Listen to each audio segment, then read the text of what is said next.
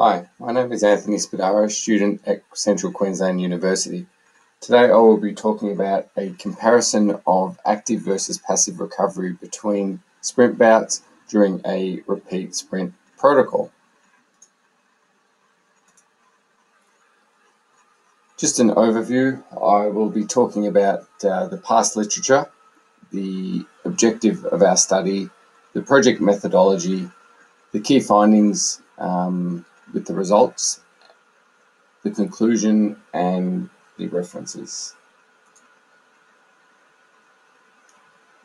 So what is repeated sprint ability? The repeated sprint ability describes an athlete's capacity to produce maximal effort in combination with the ability to recover and produce consequential sprints, ideally with minimal deviation from the initial effort. Repeat sprints are required in sports such as AFL, basketball, soccer, tennis, and cricket. Elite players in the AFL have significantly greater high-intensity efforts per minute in comparison to sub-elite players in the Western Australian Football League. Past and present research reveal that active recovery seems to be associated with a better lactate clearance for higher intensity and longer duration activity, whilst passive recovery is suited to higher intensity, shorter duration activities. Active recovery sprint protocol shows that lactate disappearance is greater in comparison to passive recovery during a 4 by 200 meter sprint, maximal effort sprint from Greenwood et al. 2008. It was also found that it's advantageous in optimizing sprint power output by the 5th and 6th sprints in a repeated sprint bout. And that's from Lopez, Smolia, and Zavorsky. Passive recovery showed improved performance by reducing fatigue and lowering sprint times, and also significantly lower heart rates at each interval, and also resulted in a shorter time to return to baseline when compared to active recovery. The objective was to find if there was a significant difference between active and passive recovery on physiological or performance components during repeat sprint protocol. The measures of interest were the blood lactate, heart rate, rate of perceived exertion using Borg scale, fatigue, and also velocity. The hypothesis for our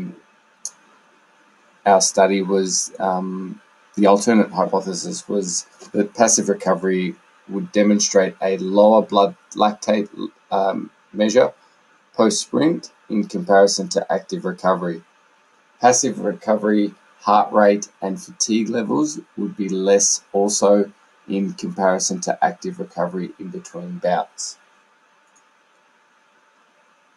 The study design was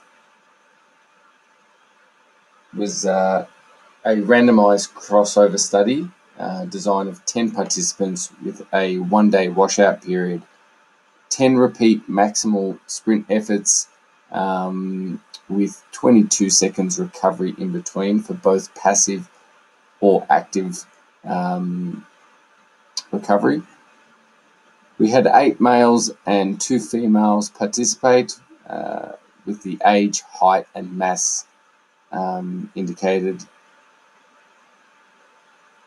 The sprints took place over a distance of 15 meters using timing gates positioned in a straight line at the 0, 5, 10, and 15 meter marks.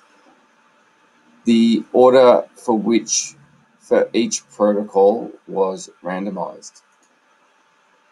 The statistical analysis used in our study was 2x3 ANOVAs for both heart rate and blood lactate for pre-sprints, immediately post-sprints, and 5 minutes post-sprint. The RM ANOVA was also used for velocity and fatigue with 0 to 5 meter splits, 5 to 10 meter splits, and 10 to 15 meter splits. Sorry about that.